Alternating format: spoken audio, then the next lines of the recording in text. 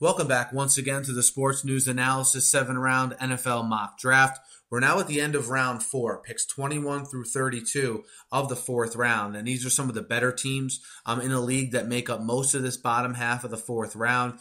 Thus, you'll see them, adding depth here with these picks, I feel. Already quality teams with quality rosters for the most part, looking to add some missing pieces. And pick number 21 belongs to the Green Bay Packers. Look, they have a need to develop some depth at the outside linebacker spot. You've had injuries to guys like Clay Matthews, obviously, in years past. Sometimes that depth hasn't been where you'd like it to be there. Adrian Hubbard, the outside linebacker from Alabama, I think is a good scheme fit for the Packers. A guy I think can come in and be a backup right away and contribute. Adrian Hubbard, the linebacker from Alabama. Pick 22 in the Eagles. And look, the Eagles have a very solid roster, okay? And on the offensive line, they just need depth at offensive guard and offensive tackle. Joe Bitonio plays both positions from the University of Nevada, afforded himself very well at the Combine in Indianapolis a couple weeks ago. I like his scheme fit, and I like the fact that he's athletic, which they like, and can play both positions. Joe Bitonio from Nevada. Pick 23, the Cincinnati Bengals. Look, with the injury to Geno Atkins last year and with Domata Peko not playing up to his maybe 2012 level, I think the Bengals will add some depth here at defensive tackle. George Yuko, the defensive tackle from USC, is on the board here. Again, a solid, value play here. A guy who can add depth and spot play and be in that rotation there with the more established guys on that Cincinnati defensive line. Pick 24, the Kansas City Chiefs. Look, in my mind, they need an inside linebacker to go opposite Derek Johnson. They have for a while. It's been a need for them. Lamin, Barrow, the inside linebacker from LSU, is there here at pick 24. I think Barrow is the kind of guy that could possibly start for the Chiefs depending on what they do in free agency if they were to pick him here.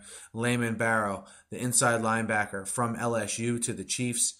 Pick 25 in the Chargers. The Chargers have a need at that nose tackle spot in their 3-4. Not many pure nose tackles in this draft, but one is left here in Daniel McCullers, the nose tackle from Tennessee. Look, this guy is a classic guy who shows flashes of being very good. And then there's other plays it seems like he takes off. I think John Pagano can motivate him with that up-and-coming Chargers defense. Daniel McCullers, the nose tackle from Tennessee to the Chargers. Pick 26. The Saints as well. Look, they're going to have some turnover here on that defensive line. Deandre Coleman, defensive tackle, defensive end from California. He projects more as a 3-4 defensive end in my mind. A guy, at minimum, can be a depth guy, but I think can play a significant role there in Rob Ryan's defense. I think he's a good scheme fit for that technique that Ryan does run there in New Orleans. DeAndre Coleman, the defensive end from California. Pick 27 in the Browns. Look, the Browns can, depending on what happens with TJ Ward in free agency, they could very well need a safety. And while Buster Skrine is average opposite Joe Hayden, I still think they could use a guy in the defensive backfield at that position too for depth, if anything else. Antone Exum can play cornerback and safety. The guy from Virginia Tech, one of the more well-known college players in this class. I think he could definitely contribute to the Browns at either position if needed. I like that flexibility. Exum to the Browns at 27. Pick 28 in the Carolina Panthers. Look, I had the Carolina Panthers going offensive tackle last round. They lose Jordan Gross. Byron Bell lets up 9 sacks last year. I think they need 2 tackles out of this class, and I think a very good one, James Hurst, from right in their backyard at the University of North Carolina, falls to them here. Hurst, 6'7", 320 pounds. If he hadn't gotten hurt this year and broke his leg in the bowl game, this is a guy who may be a second-round pick. I like the value here. I like the fact that maybe he doesn't have to play right away and can fully heal and maybe be a guy that you see spot fill in here on the offensive line, but be a long-term starter for them. James Hurst, the tackle from North Carolina. Pick 29 in the 49ers. Just in case anything goes down with Aldon Smith, and in general, I think they need depth at that outside linebacker spot behind Ahmad Brooks and, of course, Aldon Smith. Morgan Breslin, the outside linebacker from USC, is a guy that I think can do a good job in that 49ers 3-4 defense. Morgan Breslin, the outside linebacker from USC. Pick 30 and the New England Patriots. The Patriots need depth. They need players. They need anyone on the interior of that offensive line.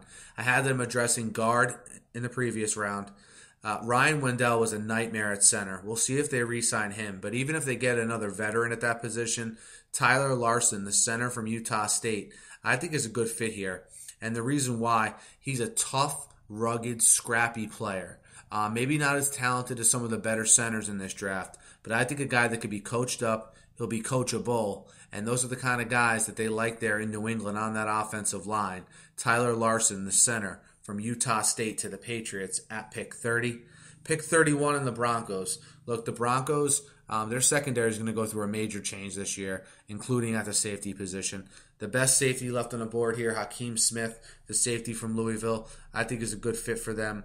If they do have some turnover with Mike Adams being a free agent, with Raheem Moore coming back from injury, I think he can be a guy that they could look to maybe even play if it all goes well in training camp and he adopts well to the defense, maybe play from day one, but at the very least, be a guy that could step in whenever they need him. Smith, the safety from Louisville.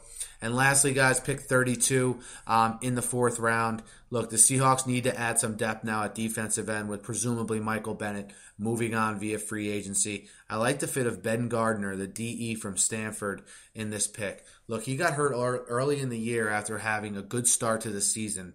A guy that was a productive pass rusher. I think he's going to be under the radar here because of his injuries, and I think he could have been a third-round pick had he stayed healthy all year. He falls nicely to the Seahawks here. They're always looking for a value. Ben Gardner, the defensive end from Stanford, to the Seahawks at pick 32. Guys, that concludes round 4. Be sure to check out rounds 1 through 3 as well as the rest of round 4 if you haven't already. Be sure to subscribe, guys, to my channel. It's completely free. Covering the NFL wall to wall here on my YouTube channel. Hit me up in the comments, guys. Let me know what you think.